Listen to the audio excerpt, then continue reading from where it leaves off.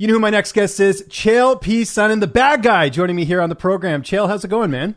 What's going on, man? I'm doing all right out here. I'm getting ready for a holiday feast, I must tell you. Yes, thanks for doing this. We had Canadian Thanksgiving last month, so tomorrow's a regular work day for me. But I wanted to actually start with family. COVID-19, we got a lot going on with that, the pandemic. How's your family doing? Everyone safe and sound?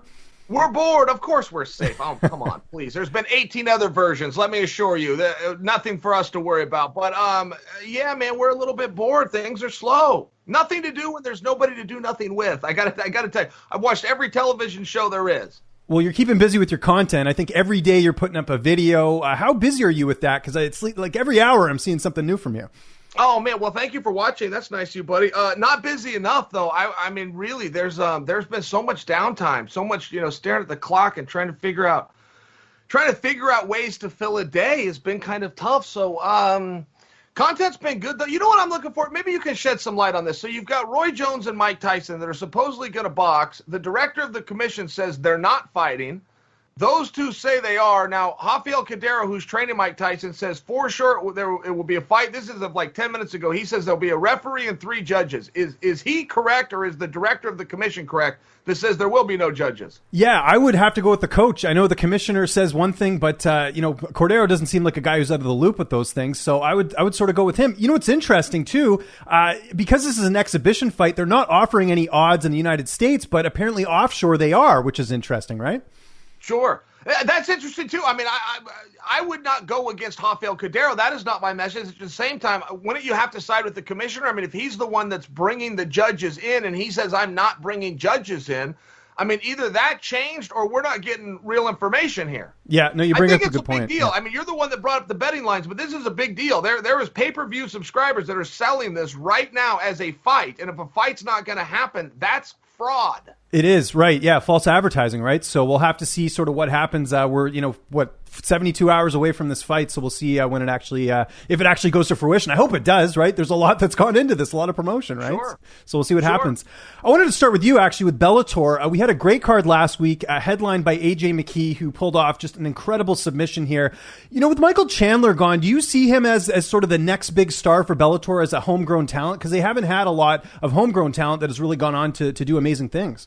I think that's fair. Yeah, I think that AJ McKee is really starting to catch on. It's so much easier to know when there's a live crowd, right? You either sold out an arena or you didn't. It's this really great focus point. But I mean, I can tell you the buzz around him is real. I feel it, and the skills are unbelievable.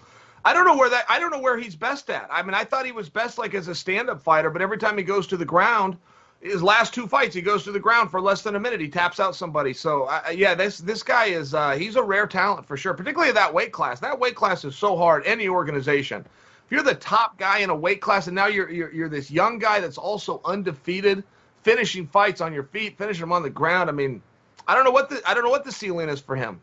Well, and I think the fight everyone wants to see, and nothing against Emmanuel Sanchez. I think he has a great chance against Pitbull, but I think Pitbull and McKee is the fight to make based after what you've seen with AJ, because like you said, it's so unpredictable. You either see him get a knockout or like we saw a submission last week. Do you think he can beat a Patricio Pitbull? Yeah, I think he can beat him. I don't know that I'm predicting that he will beat him. I need just a little bit more evidence. Pitbull's another one of those guys. Like any compliment I give McKee, I'd have to give back to Pitbull. I never really knew how good Pitbull was until that fight with Chandler. It wasn't quite so clear, just how dominant he is. And that's the great thing about the tournament, man. You take all the politics out of it. It's just the best guys. Their skills are going to speak for themselves. It's a very rare thing. A lot of promoters don't want to do tournaments for that very reason. There are certain matchups that are more attractive than others, and you're not guaranteed those matchups. So I think you're right. I mean, I think when this tournament all got formed, everybody's hope, Scott Coker's included, was eventually we're going to see McKee and Pitbull in there together. There's still some work to be done. You bring up Emmanuel Sanchez, but, I mean, to your point, it appears that we've got 2 very special guys that are about to find each other. Speaking of special, we had a UFC card last weekend. Davison Figueiredo gets another first-round finish, this time over Alex Perez. I thought Perez looked good early on in the fight, just made a mistake and paid for it. He got submitted. What was your biggest takeaway from that title fight? I thought the same thing. I wanted to see some more minutes there. I was starting to enjoy where that fight was going. I thought that Perez really showed a discipline to his strategy, to his plan. I thought that he was showing that the pressures weren't getting to him. I thought he was really going out and performing. And I was curious to see a few more minutes, a few more rounds even of that performance. It looked as though he was the right guy in there for the job. And that Figueiredo, boy, I mean, he'll surprise you. Figueiredo never really gives up. He made weight, which was a big deal a couple of fights ago or 3 fights ago. He didn't make weight. That's always a question mark. It looks like he's solved that and shown some maturity. And he might be going to stick around for a while. I agree. And just like you said, made the weight, was able to defend the title, but now he's got to fight again in 2 weeks. Just as someone who fought yourself, do you think he can make the weight again in such a short period of time? Because that's pretty tough on the body, having to go back and cut that weight one more time. I would assume it would be helpful. I would assume, to not ever get out of camp, as they say, or to let your weight go or get away from the gym. I would assume the consistency would add to the fact that, yes, he would make weight. It's generally those guys that have been out for a period of time, whether that's the traditional 3 to 4 months or they dealt with an injury. It's generally that type that in a broad stroke has more of the weight issues. I would think the weight would be the one thing. Weight and conditioning would be one thing that a quick turnaround really is helpful with. The co-main event of that card was Valentina Shevchenko successfully defending her title against Jennifer Maia, but sort of the big talk was that Valentina actually lost a round in the fight. It's very rare. She had boxing odds heading into the fight. I think she was almost like a minus 200 or something. What was your biggest takeaway from that performance? Because I thought she looked great, but I think it's inevitable for any champion to look somewhat human in a fight. Yeah, I fully agree with you on that. The one thing, when you're fighting Shevchenko, you're also going after moral victories. Like to go out there and just get your hand raised would be the big cherry on the sundae. But there's other victories that can happen. If you can survive a round, by example, or if you can make it the distance, by example, or in this case of Maia, if you can win a round. It's worth you and I talking about a week later. I mean, nobody else is talking about that fight. We wouldn't be talking about it had the fact that she not had this moral victory, which was winning a round. And it's a small feather in the cap and one that she probably doesn't feel good about. But you and I as viewers did appreciate it. We appreciated that maybe getting on top of Shevchenko and holding there for a little bit under the 10-9 must system rule is the most clear blueprint we have to beating her. I mean, the bullet's close to invincible. I appreciate that fight. I will tell you this, that wasn't an overly close fight. I think the announcers ringside were so surprised that anybody was giving any kind of resistance to the bullet that they oversold that greatly. I think if you went back and watched it on mute, it was a typical Shevchenko fight, save one round where she got held down a little bit. A fight that I think is going to be a little bit closer that they just announced recently. Tony Ferguson, Charles Oliveira. Let's start first just with, was this the right fight to make for Tony Ferguson? He wanted to fight in December. Michael Chandler says he wasn't ready to go. Understandable, had a camp for the backup spot at UFC 254. What's your assessment of this fight? Was this the right fight to make? I get it. I don't have a big problem with it. I thought they were going to go in the direction of Chandler Ferguson, so it caught me by surprise. I'm happy to see something good happen to Oliveira, though. I mean, that guy's a killer. He's got an amazing record. He's been on an amazing run, but he's never had that dance partner that could bring him some attention. If he's as good as he says he is, as he's as good as his record shows that he apparently is, this will be the one to springboard him. And good for Chandler. I mean, good for Ferguson for stepping in and taking it. We're seeing all these top guys that are ducking and dodging fights, or they need big carrots dangled in front of them. Good for Ferguson for saying, I want to compete by the end of the year. Okay, great. Here's who you're offering me. I'll do it. I respect guys like that. We got so many fake tough guys in the sport right now, and we have for a extended period of time. I don't know how the fans let it go. I don't know how the media lets it go. I don't know how the promotion deals with some of these crybabies. So good for Tony, and good for Oliveira for getting the chance and taking it.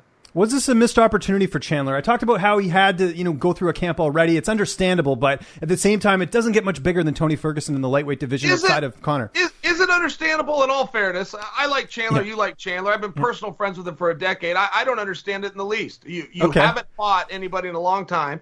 You signed a contract. You went through training camp, but you don't want to fight a top guy on a top pay-per-view of the year. That's understandable. I'm having a hard time understanding that. I don't get that one. It seems like a missed opportunity. I've been the first to speak up for Michael Chandler. I will not be the first next time. Okay. If this was his shot and he did not want it because of what? Because he went through a training camp. What? Guys are missing fights because they're hurt or they're sick or they have a loved one in the hospital. He's missing a fight because he went through a full training camp? I'm not with you on that one. I don't understand it. I think it's ridiculous. Okay. No, I like the honesty on that one. Where does this leave Chandler? Who do you think he fights? I'd like to hear your standpoint. Wait a minute. You okay, no, fair enough. You're right. I skipped over it. Okay. My standpoint.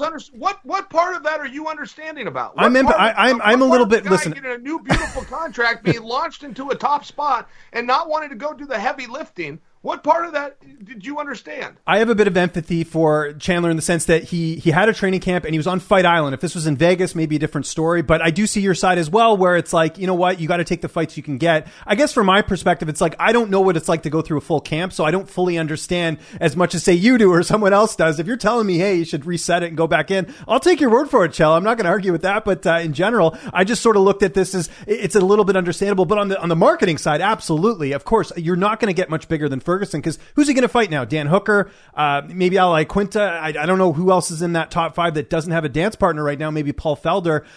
You're not going to get a bigger fight than Tony. Tony is still a big draw. People love this guy. And if you even suggest that Tony's going to lose this fight, I've seen it in the YouTube comments. People go nuts. This guy has a huge fan base and that's a missed opportunity, but it's Charles Oliveira's gain as a result. Sure. No, I agree with you because I think it does have the question, well, then what does Chandler do, right? If we know that Poirier and Conor are tied up and we're led to believe that Khabib is not coming back, and I don't think we thought that Chandler was going to draw right into Khabib anyway, I don't know what other pieces are on the board. Does he stick around and wait for a Gaethje, or I'm open to all of those ideas, but it does put you in a little bit tougher spot, at least in my estimation. Or does he go back and he's a backup fighter? You know, don't forget, he was a backup fighter for the Gaethje Khabib fight, and now we've got Poirier Conor, which is a massive fight. It would seem that you'd want a backup fighter for that. Do you bring him back in for that? I don't know. I wouldn't have a problem with it, but then are we going to be stuck with the same excuse if that doesn't come about, of which I had a training camp? You say you don't understand a training camp. Let me break it down for you. A guy sets X amount of time aside, and he works hard during those days. Yeah. Who gives it? So what? Yeah. All of your viewers that are worth their salt get up every day and work hard. So a guy set 8 weeks aside and he worked extra hard.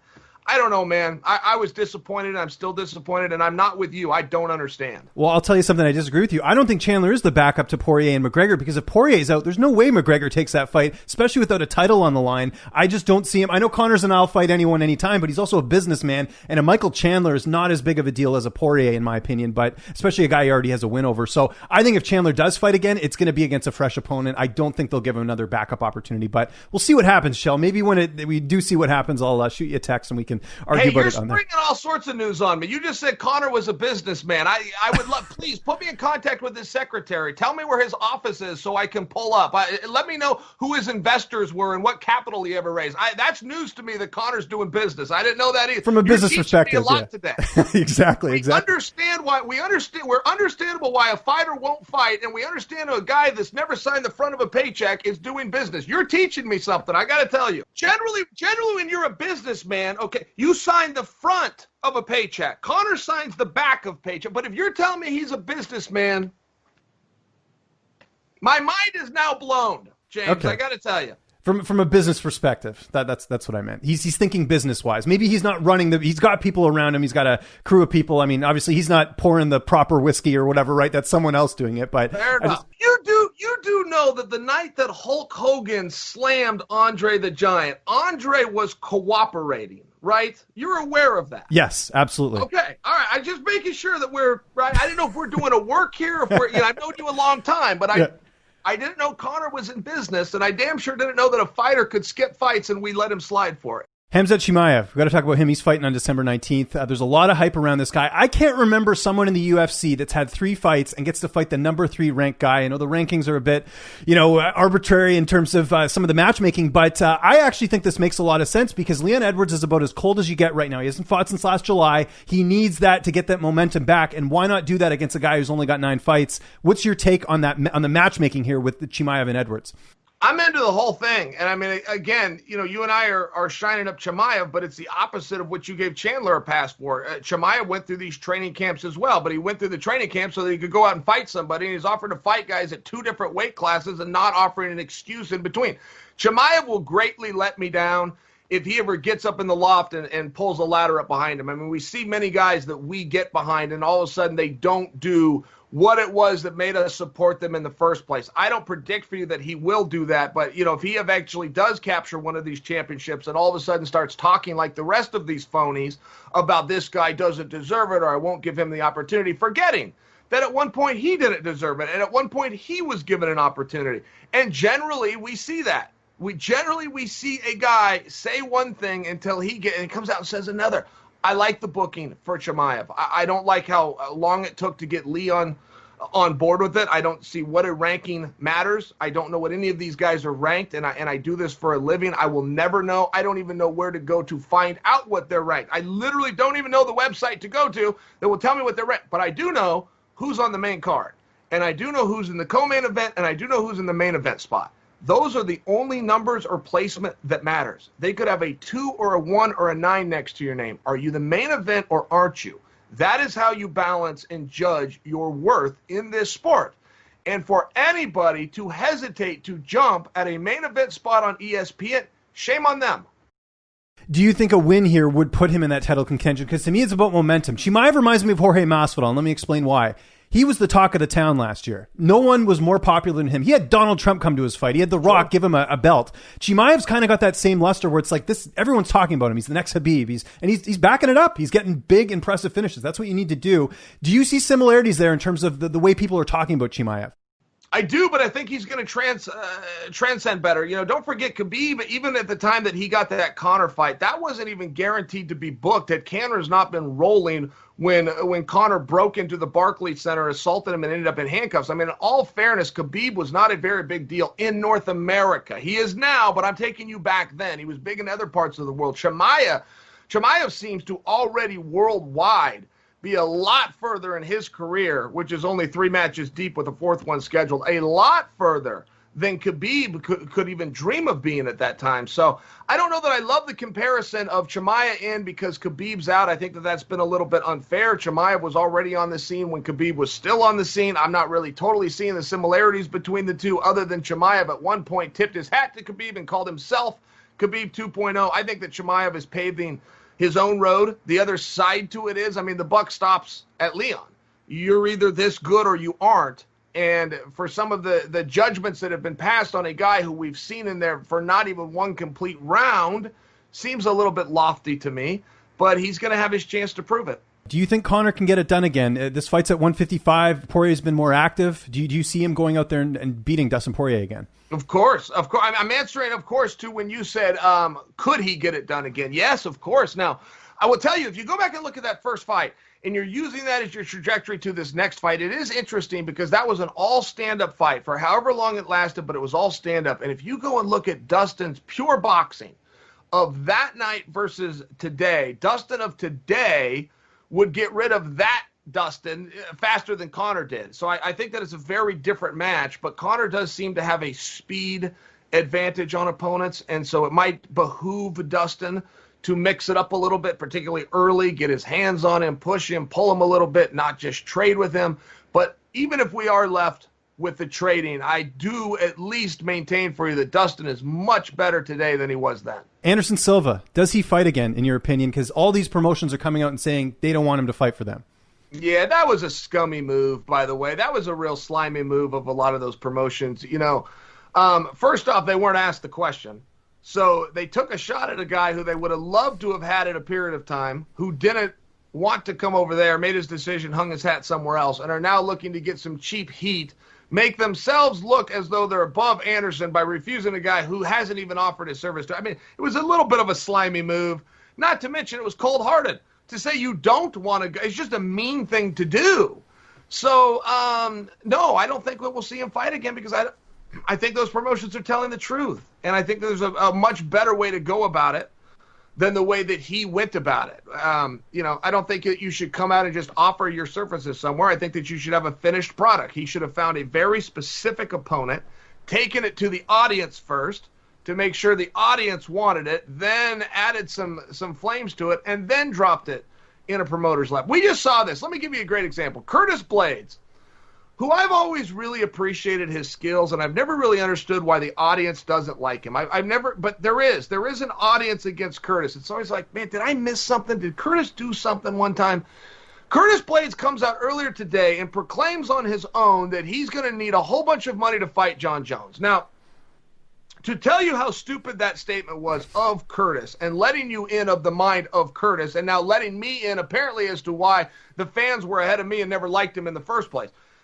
He was never offered Jon Jones. He now never will be. He just put a big bumper between himself and Jon Jones that never needed to be there because it was never offered.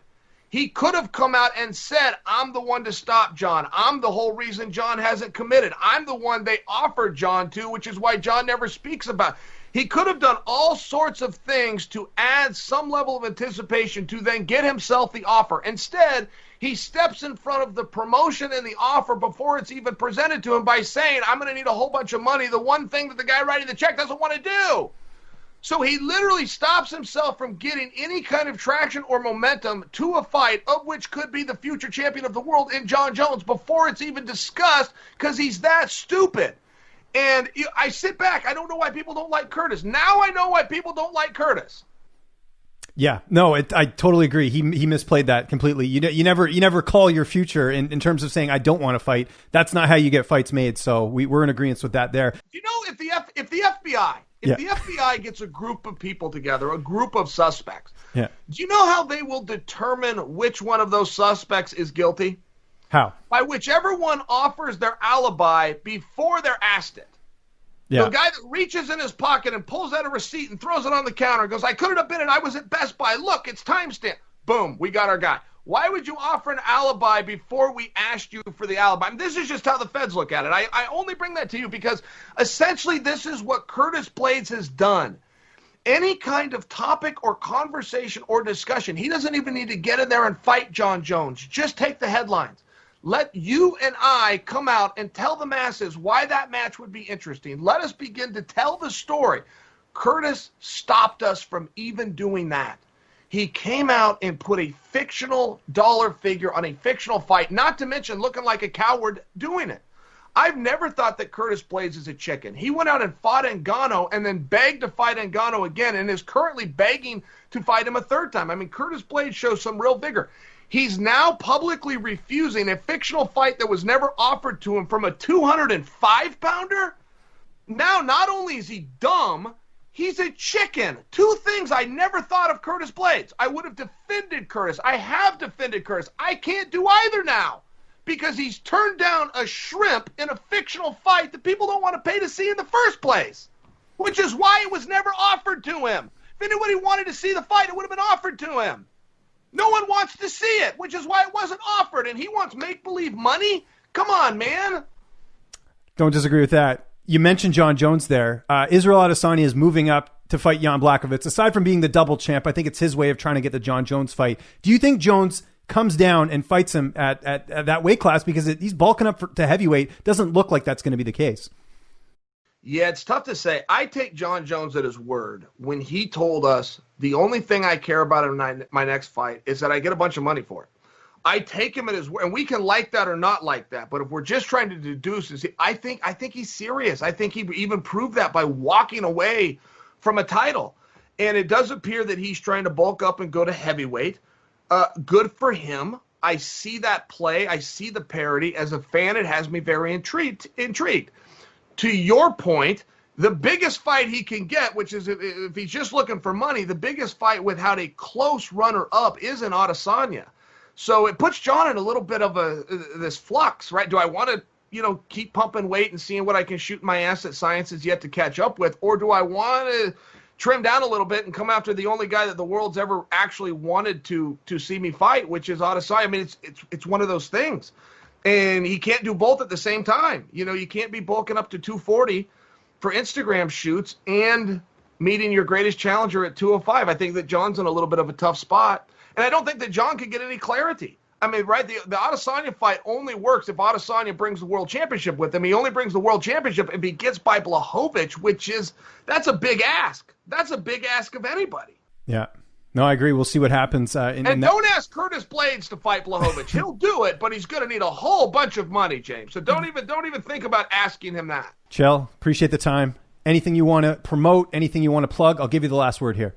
No, the last word. I mean, fake news is going on. Conor's a businessman, or Conor's a big businessman. Yeah, okay. Hey, Conor, can I have a job? Well, we're not really hiring right now. Yeah, you're not hiring because you don't have a business. Curtis Blaydes, don't turn down fights that were never offered to you. That's despicable. Michael Chandler, don't turn down fights at all if you want us to get behind you. James, I've had it with you. Goodbye.